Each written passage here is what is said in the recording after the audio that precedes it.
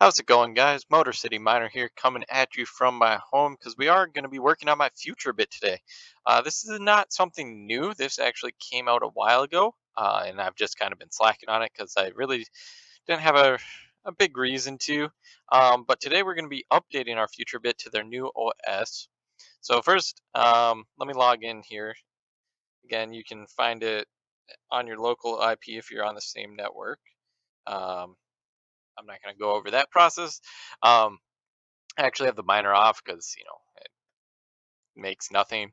Um, but after this, I am gonna have the miner on. I've just been running it as the node, just because I like helping decentralized networks. So you can kind of see here that I'm synced with the current blockchain. Current blocks got 31 outgoing and incoming connections, and um, especially since ordinals, man, this blocks blockchain size on my hard drive has increased dramatically.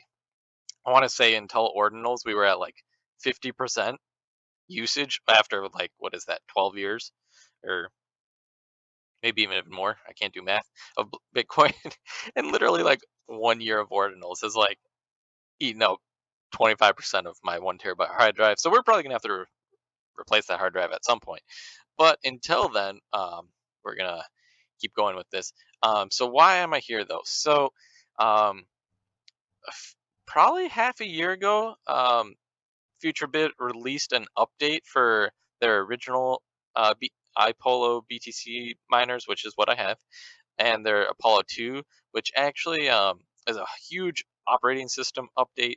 But the biggest thing about this operating system update is that you can now mine to your own node, um, which has not really been the case in the Bitcoin world for a very long time.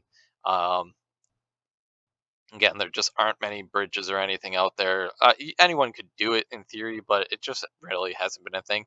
And this actually got a little bit of noteworthiness maybe in the last month or two because someone actually did find a block on.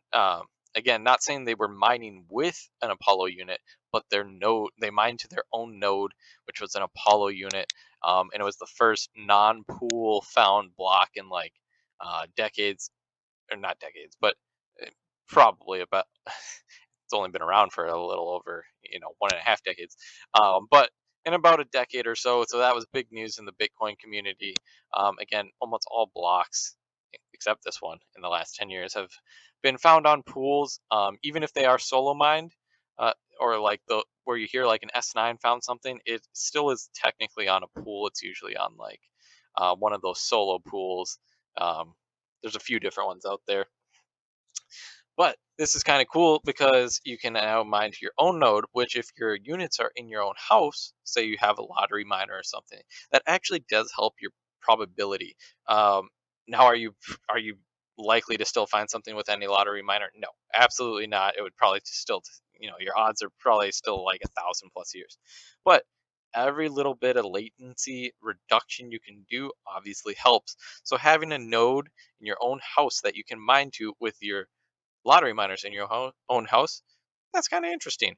And as you guys know, having been on the channel, I have a bunch of not Apollo, what are they called? Avalon Nano 3s. And now that it's wintertime, I'm looking to get those out to start heating some rooms. They do a pretty decent job if you're in a small room. Most of the rooms in my house, I'm in a small city house, are like 100 square feet. And, it doesn't take much to heat up my little row house, so to speak.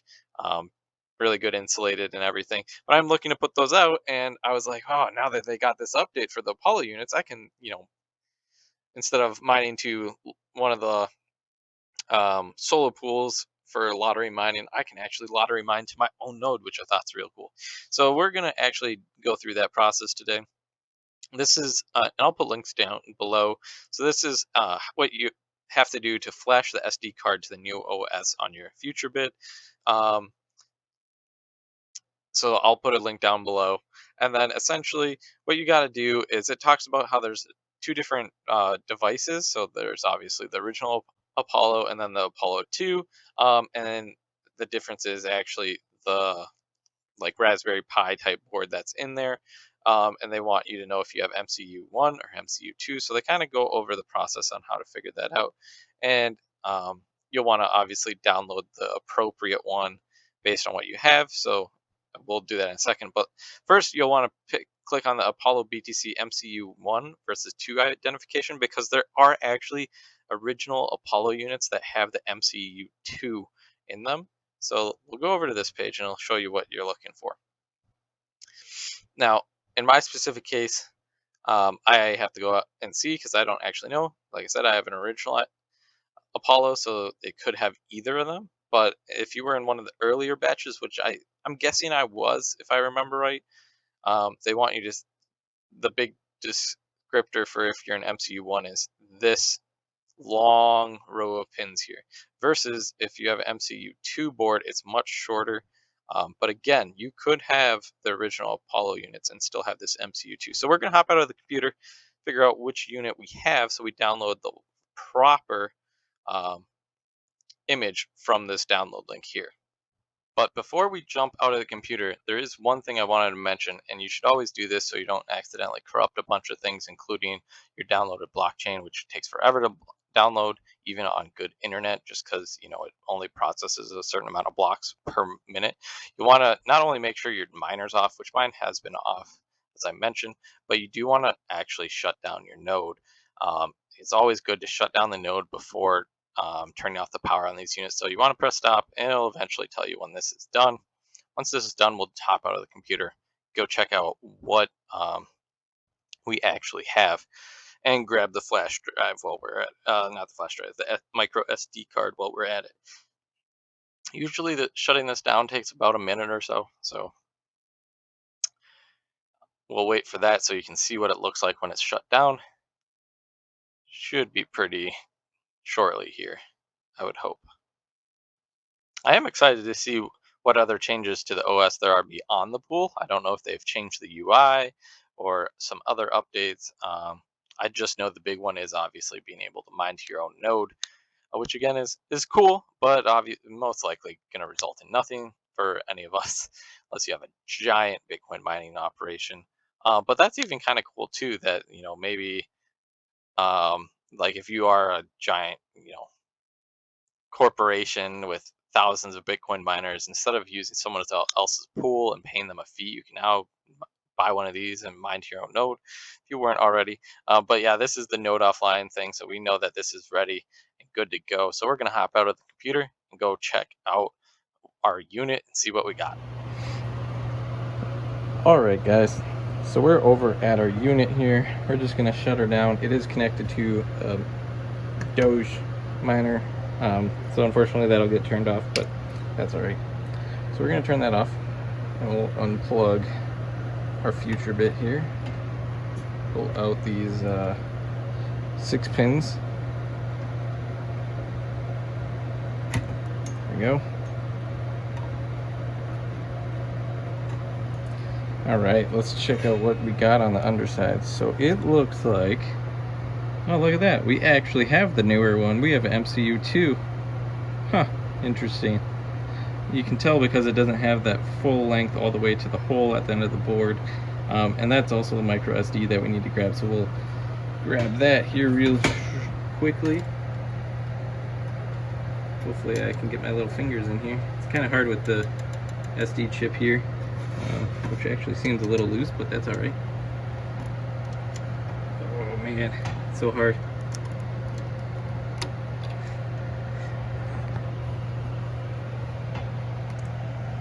So tiny. So tiny. Alright, I'm gonna put the phone down. I can't grab it.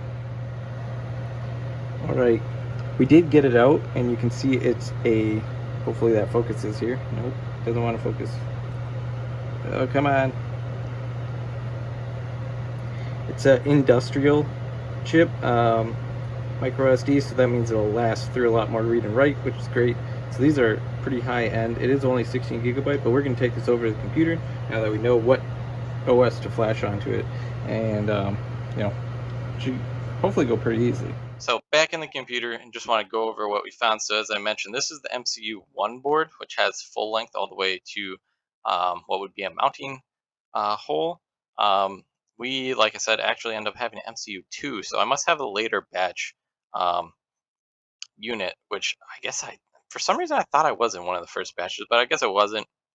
It does mention there's another way to know, which is based on the third character in your serial number. So it says it's 9 plus. So, but anyway, like it says here, you're going to download what you want. So you're going to go over back to this one, go to Apollo, and download the one that is correct for you. So as you can see, there's MCU1 download and MCU2 download. I don't know what the alt hosting is. I'm curious what that says. Hopefully there's something in here that tells me a little bit about this. Wow, it looks like this was just updated yesterday too. Interesting. I don't know what alt hosting is. I really don't know. I don't see anything in here about it. Looks like it was it in the prior ones? No. I'm not really sure. I'll be honest, guys. If you know what the alt hostings is related to, let me know and comment down below. I'd be curious your thoughts. Um, but yeah, so we're gonna download this latest one. I'm not gonna go through the flashing process again. I use Etcher, but there's many ways to flash SD card, micro SD card. Um, so yeah, once I get that back in the unit, we'll put it in the unit and then see what happens on the dashboard. Kind of curious what'll happen here. So I'll be right back after we're done flashing. All right, guys, got the new micro SD card in here, ready to go. Got it all plugged in. So we're gonna turn this back on. I don't know if it's going to have a new IP address since it's a new OS, so I'm not really sure on that front. We'll have to go and check. But yeah, we'll head over to the computer, see if we can find this. I guess you'll be greeted by this splash screen. It did on my router maintain the same IP address, um, but my router also has IP binding per MAC address, and the MAC address didn't change.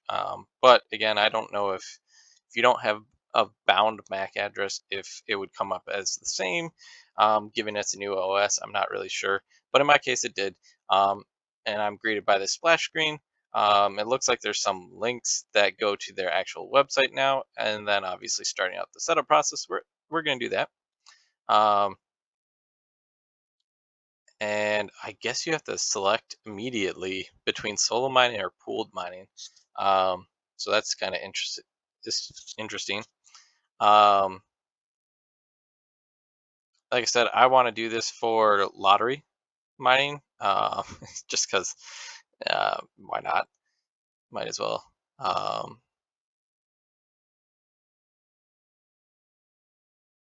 And I guess it's going to give you all this additional information. We'll just press accept. And I guess I need to put in my interesting. So it's literally just throwing me right into this. So let me bring up my wallet. Grab my Bitcoin address. We're just going to paste it in here. There we go. Fun stuff. If you want to mine to my address, go for it. Password. You said password for the lock screen. Remember, this will be your Linux user FutureBit password too. So I guess it is actually setting up all the UI stuff at the same time. I guess it's kind of doing everything in like one quick, um, setup. So I'm guessing it won't go right into things. I'm guessing it'll have some type of setup. So obviously make your password whatever you want. All right, we completed. So we're gonna press complete. The setup is complete. Let's start mining some Bitcoin. Interesting. Okay, I guess we'll see what it does. Okay, already asking for my password I just set up. Oops, accidentally hit caps lock there. Don't do that. All right. Wow. Okay, so it definitely is different. Definitely a lot more imagery, so that's cool.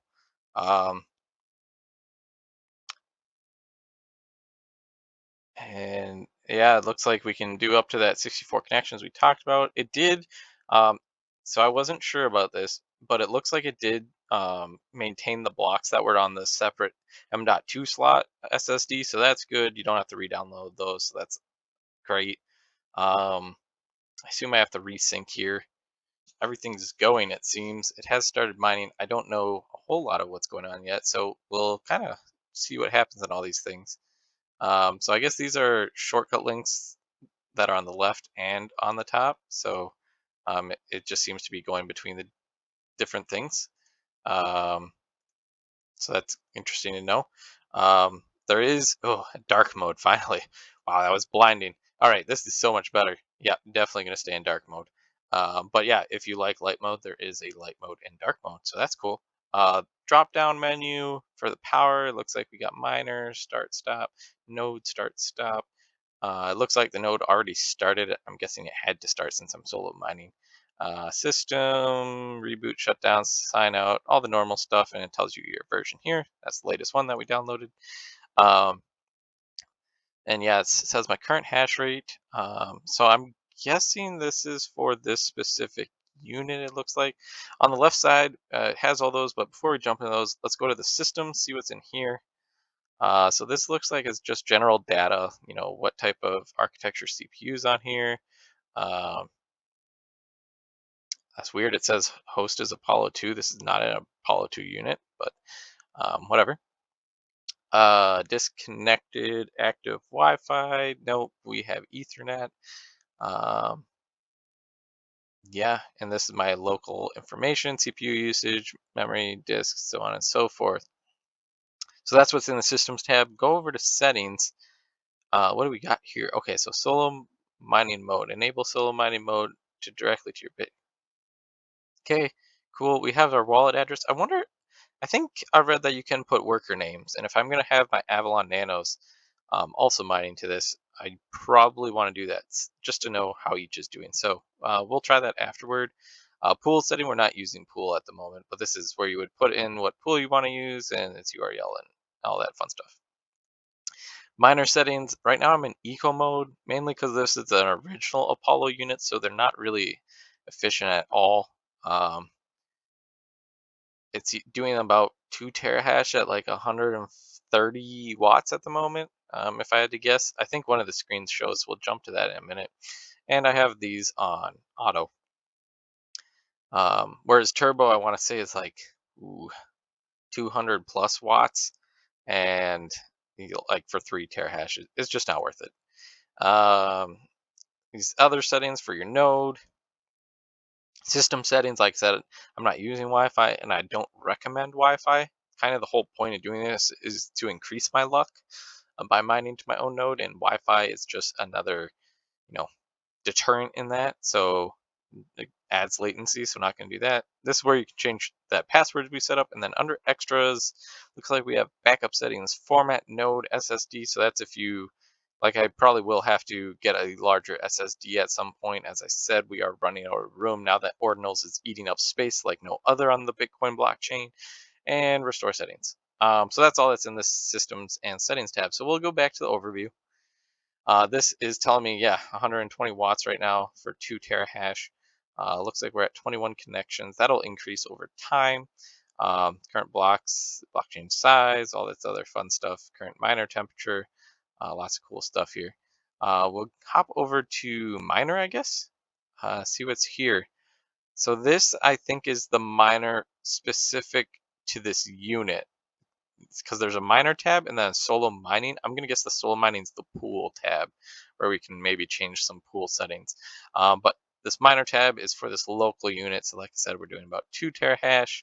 We have 218 accepted, 7 rejected. Oh, that's kind of sad. I wonder why we have rejected.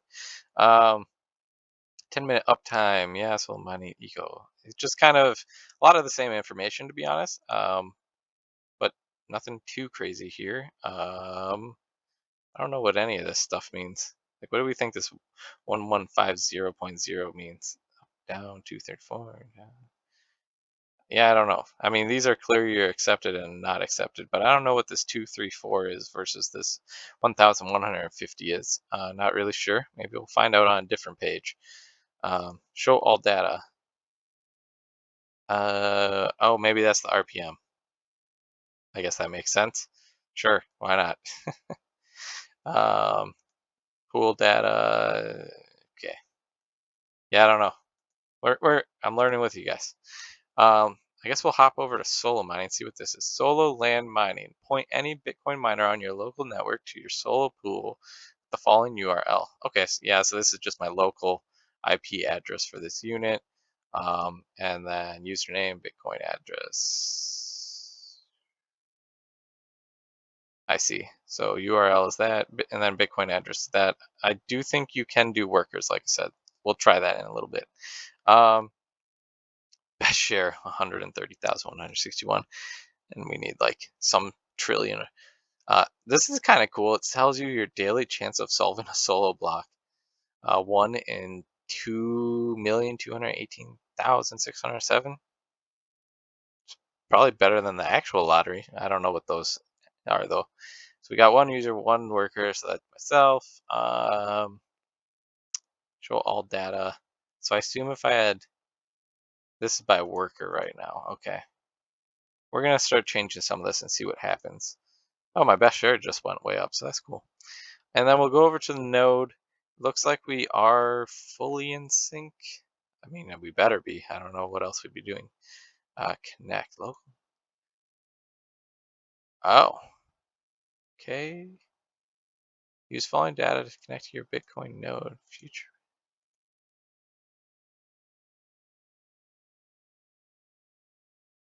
So what's on this page? I don't know.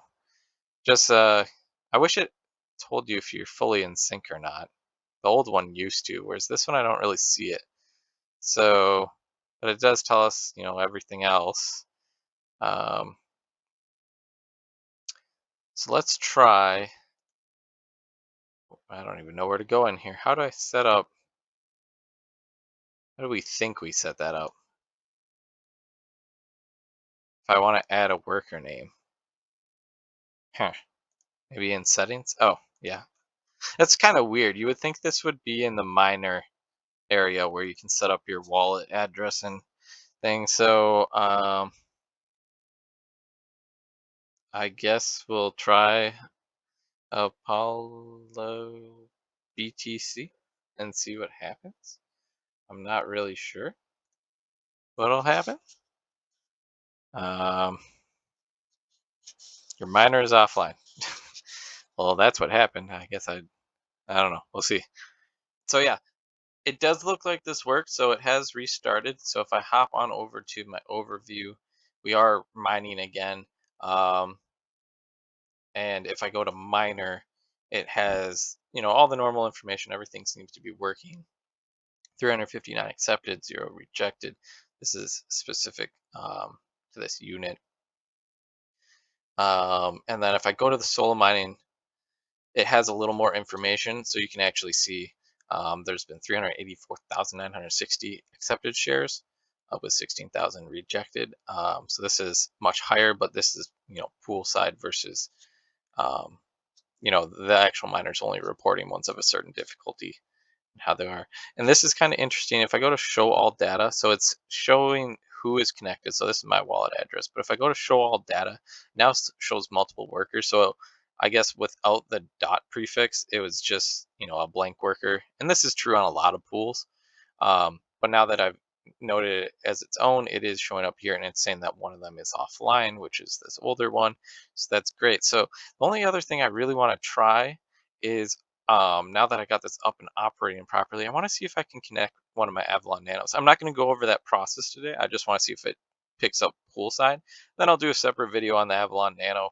Um, I've already done a bunch, but now that I think they've corrected a bunch of UI things. I think it's a good time to do another how-to and then how to mine to your own node, or even solo mine if you don't have your own node to one of the public solo pools that are out there.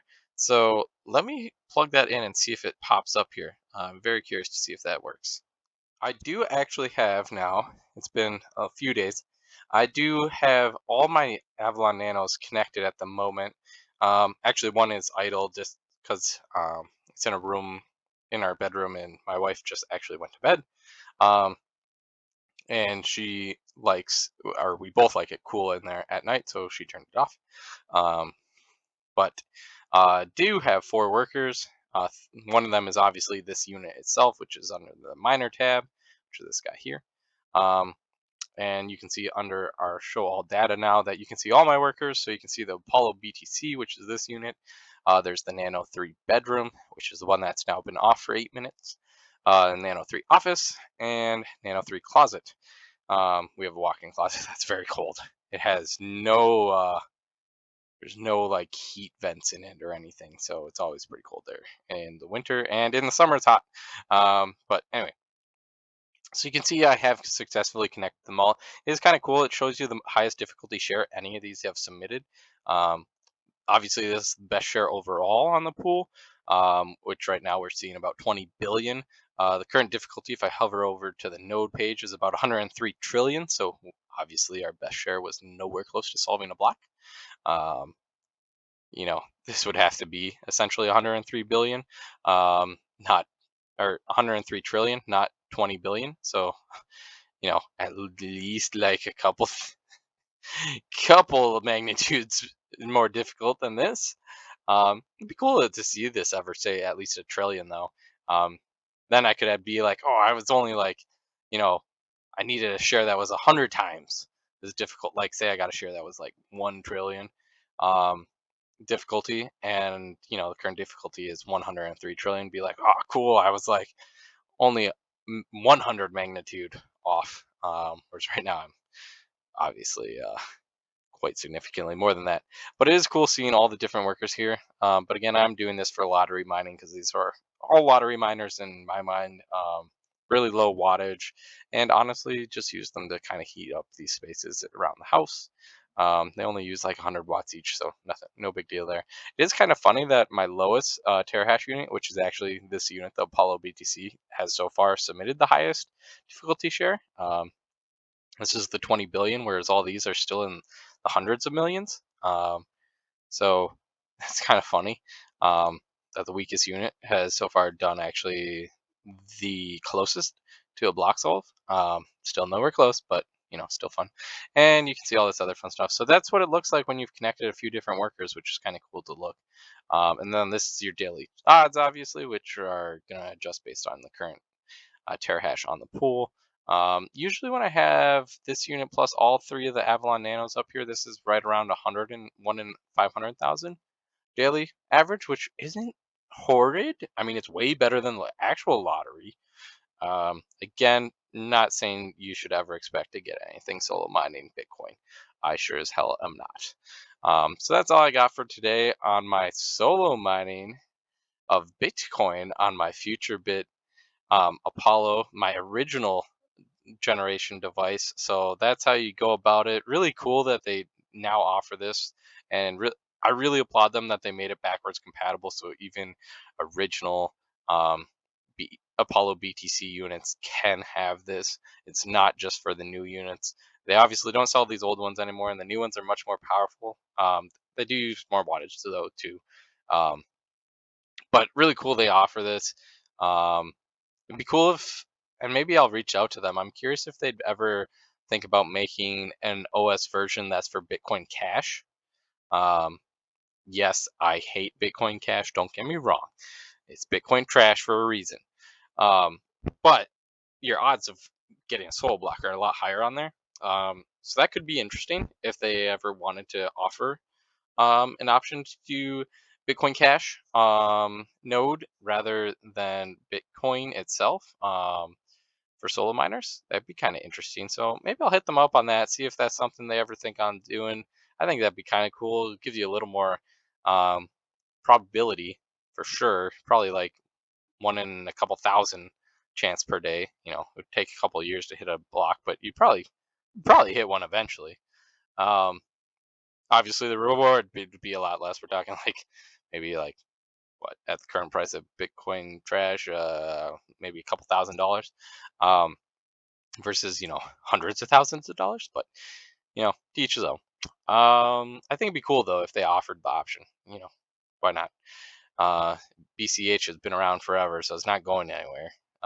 Whether I like it or not, it's not going anywhere. So It's one of the oldest, forks and oldest crypto coins around. So, but that's all I kind of got for today on this. Hope you enjoyed this content. Hope you find it interesting. And yeah, if I ever get our solo block, I'll definitely let you guys know. But don't count on it. So that's all I got. Until next time.